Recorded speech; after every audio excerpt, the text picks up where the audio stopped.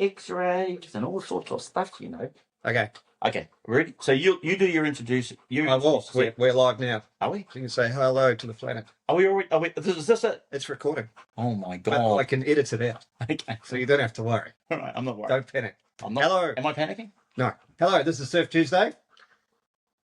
My name's Danny, and I finally have Larry here. I'm Laz. Nice to meet you. Okay, we don't really know what to say, but anyway. We don't. Are you nervous? I don't think I'm nervous. No, I'm not nervous. I am. Are you a little bit nervous? Well, half of me is and half of me isn't. A bit of 50-50. Well, only because I think no one's going to watch. So it's like, well, or listen. So I was like, well, what's the point? I've been through that. You know, after I'd done like about, I don't know. So Laz here from the Methuselah Mindset. Welcome to the beautiful Kaiwaka Forest and the gorgeous Cobra Peninsula. Now you know who I am. So yeah, after I'd done a bunch of videos and realized it actually doesn't matter who watches. I'm doing this for the people it matters for, to try and help some cats. I wasn't too fussed about it. But yeah, I know what you're like, Brandon. I've been there. Okay. I'm glad I got a superstar to keep me calm. Yeah. Okay, so I guess we probably got to introduce each other properly. Yes. You go first, sir. Me? I go first. Yes, absolutely. Okay. Absolutely. So my name's Danny Cash. Don't judge me by the last name. Is that a real name, or you just make that up because it sounds pretty cool? Danny Cash. That's the only reason. Danny Cash, you know. That's the only reason you hired me at Chalmers. Admit it. Oh, that and a couple of other things that I can't say on this, but yeah. Primarily. Larry was my original boss. I'm 47. What am I? A veterinarian. I'm a vet. I am actually a veterinarian. And I used to know Larry very, very well. We were good friends, but we haven't seen each other for 15 years. Can't believe it. Actually, my wedding. It's crazy. Yep. And I ran into him just by fluke locally, and we thought we'd do a podcast. So here we are. Shout out to the Walkworth Pack and Save. Yeah. That's where we reconnected. Thanks, Walkworth Pack and Save. Good old Walkworth Pack and Save. It was meant to be. So that's me. I'm a veterinarian. I have Tuesdays off and I go surfing. That's why this is called Surf Tuesday. But when I ran into Larry, he's doing his Methuselah Mindset. YouTube, go to Methuselah Mindset, have a look. And it really triggered something in me about why I do Surf Tuesday and why people need to have something that really motivates them to do something. So I wanted to do something that motivates me even more, which is why I'm doing this podcast. Larry, what's your story other than what we can already see on YouTube? How old are you now? I cannot believe I'm 60. Yep, I am 60. So... Do you feel 60? I absolutely don't. You don't look 60. I absolutely don't. I feel 60 sometimes. Without being a cliche, well, we all feel 60 sometimes, or sometimes feel 80. But without being a cliche, it is just a number, right? And, you know, I guess once you get past, well, for me anyway, once you get past sort of, I don't know know if there's an age, it'll be different for everyone, but once you sort of get past about 45, 46, 47, something like that, you're not too fussed about it, are you? You stop counting. You stop counting. You're not too hung up about it. You just want to put food on the table and, you know, have a good time and look after people, you know? Yeah. Well, I'm trying to be mentally stimulated in life. Try and be a good person, you know, just try and be a good person and get by. So I'm going to have some reason to get up in the morning. Yeah, exactly. And that, look, you know, sort of building upon what Dan said, you know, I can't believe with the concept of Methuselah Mindset probably a decade ago, but never got around doing anything. Like, you know, we're fabulous procrastinators, aren't we, in the Western world? And then I've told Dan this story probably so many times, he's probably sick of it already, but I bumped into a guy, that's beautiful children, Zara and Coda, rock with us. If you watch the channel, you'll see them running around. But yeah, anyway, I bumped into a guy on a little bit quiet. Sorry, Mungawai Beach. Don't yell at people, Larry. We talked about this. Yelling? Oh my God. See, I'm passionate about stuff. I get excited. I get all excited. So I bumped into a guy on Mungawai Beach, and I was just in my boardies, and he was in his boardies. And we'd known each other from working together in the financial markets like 30 years ago. And I was looking, without saying too much, I was looking okay.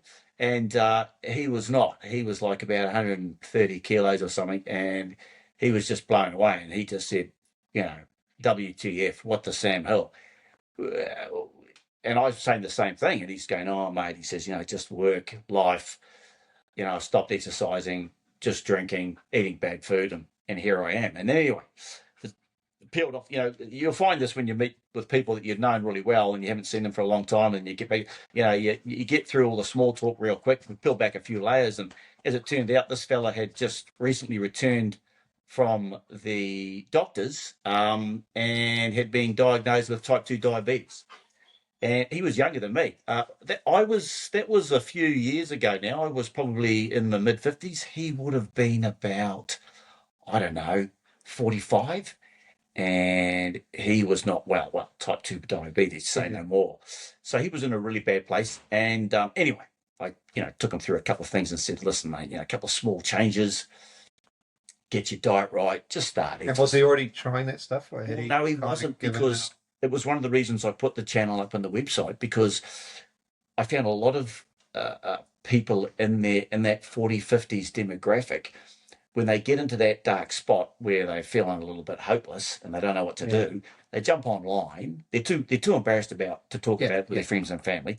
They jump online. They know, but they don't want to know. No, exactly right. And they get bombarded with so much rubbish. Yeah. They get overwhelmed at it, and they go, "Oh, look, you know what? This is too hard. I give up. I can't be bothered. I need a legitimate resource." So, that's what I've attempted to do with Methuselah Mindset. Provide you, evidence-based resource there where you can find out the science-backed information on how to get yourself right.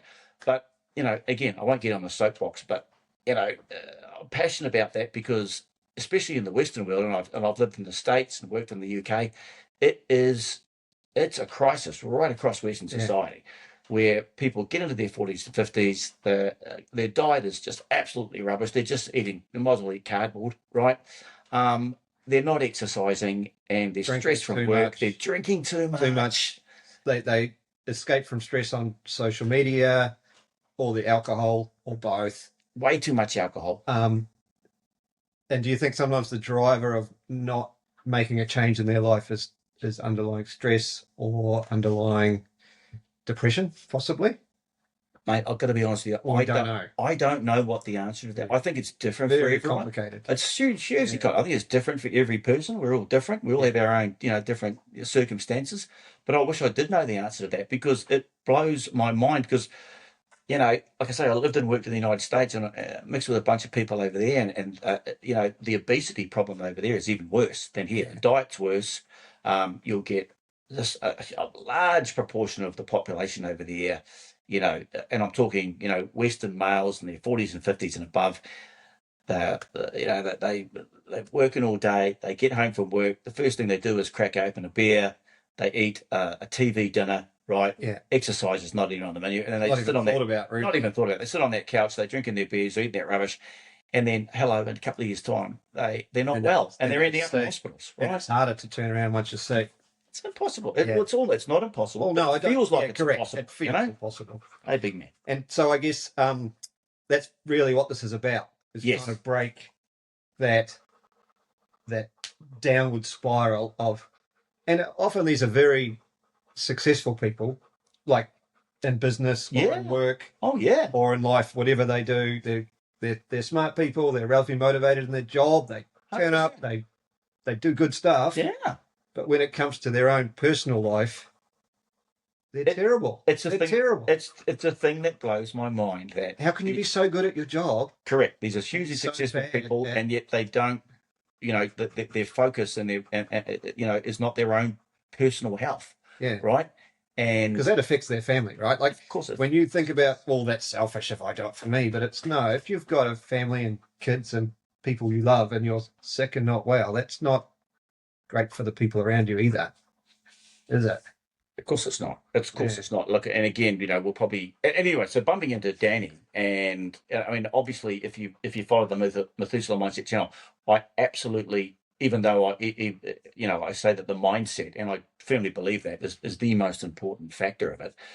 But again, if you watch the channel, you'll see that I have a large emphasis on physical fitness and primarily resistance training. Okay, because that's your best defense against things that are age-related, sarcopenia and what have you, and osteoporosis and all those nasties that get us in our later years in life. Just, and the World Health Organization recommends just, crikey, 150 minutes a week, 2.5 hours a week, in a whole week of some resistance training or anything. Dan does the surfing, right? So I've attacked it more probably subconsciously from the physical aspect, because I know doing that physical is so good for you. But I like the way that Dan's, attacking it from the mental aspect, because that's probably more important. Yeah. When you're exercising, right, and you could look at it like going to the gym or doing stuff outside, you're also giving your brain a rest from all the stuff in your life. So really important when you're like doing these things, you're not sitting there having a beer, worrying about all the shit that happened in your day, what's going to happen tomorrow, what did you do in the past. That's not cycling through your head. If you're exercising hard, you're just doing it. Or if you're surfing, you're just surfing, and you give your brain a rest, right? Whereas if you never give your brain a rest, don't be surprised about the stress and the depression that traps people. They need to find their, like, this is what ideally this is about. It's trying to find people Surf Tuesday. What is it? Did you say to people that, even though you're obviously a very successful, your own veterinary practice and everything, that you take every Tuesday off to go surfing? I don't tell my clients. So they want to know where I am on Tuesday. I don't answer my phone. I think that's brilliant. Taking that day out and going surfing, which has obviously got nothing to do with being a vet. Man, that's got to be one of the best things for your health ever. Oh, totally. And since I've done it, we'll put it this way. I don't know if I'm allowed to say this. I probably can. I couldn't see a future continuing as a clinical vet if I didn't make that change. Wow. That's the sort of the pressure after you do it for years. That's the pressure you start feeling. Yeah. And you need it. And it's not just being a vet. There's lots of jobs. They're probably very similar. They just grind you down. And you can do it for a year or 2 or 3, yeah, and then you're at 4, 5, 6. And if it doesn't end, it grinds you down. So I think it's important you do find something that gets you away from your job and away from thinking about your job. It's clearing that, it's blowing that mind out, But for me, the key thing was to be really clear about my priority on Tuesday. Because it's easy in a busy life to go, well, I'll go surfing next Tuesday. But then Tuesday comes around and you've got work stuff's busy and, can you just do this little thing? Or can you do something else? And for me on that day, it's like, no, my priority on that day is to go surfing or do what is for me I need. And then the second priority is, well, then I can do other stuff. And sometimes, I'm still going to have to work on a Tuesday, and that's okay. All right, we just live in a real world. But I do consciously say what my number one priority is. And so I think the point of this is to help people find whatever the thing is they need to motivate them. That also ideally it would involve exercise and balance. Yeah. And thinking, because when you're doing those 3 things together, you're balancing your body, you're exercising your body, your brain doesn't have time to think about all the shit, basically. And it forces your brain to rest. Yeah. All right. Yeah. Whereas when you're just sitting there drinking a beer, you think you're having your time out. You're not doing it. Your brain isn't really having time out, right? And if you get on social media and Twitter and whatever, and it's worse. It's every 3 seconds bombarding some random thing at you. And you're looking at a screen again. Yeah. Anyway. Yeah. So that's what Surf Tuesday's about. Well, that's what I think it should be about. Absolutely. Yeah. And the fascinating thing that you've touched on there is, you found your groove, your Surf Tuesday, and it's so healthy, right? And you're benefiting so much for it. Why aren't other people doing that? Even though they might know it's the right thing to do, but they just don't do it. Yeah. I'm not sure. I'd love to know. There you go, see? Yeah. So that's what we're going to try and find out, I guess. And I guess the way we're going to do this, it's quite interesting between Larry and me because we haven't seen each other for 15 years. We're going to think about ideas quite differently, potentially, is to just cover a different topic each podcast. We'll probably pick the topic before or now, I guess, so we can go away and think about it. And then at the next one, we'll come together and talk about it. And I don't think we will talk too much about what we're reading between times. We'll try and keep it sort of like not totally separate, but like, have you done your homework, Larry? But don't tell me what it is. I might get all my information off Twitter. What about you? Are you an Instagram boy? I'm an Instagram boy. Okay, all right. Yeah. So yeah, we'll see. So that's what it's going to be. I don't know. We've done 15 minutes of a podcast. That's probably like I think it's a decent enough almost introduction, isn't long it? enough for an Yeah. intro. Yeah, I think it's good. We don't have to say too much else. That's good. Okay, so we'll call it time. Yep. Good Awesome. to see you, buddy. We'll see you on the next one. I will stop the recording, and that'll be it. Beautiful, guys. Ciao. Take care. Ciao, ciao.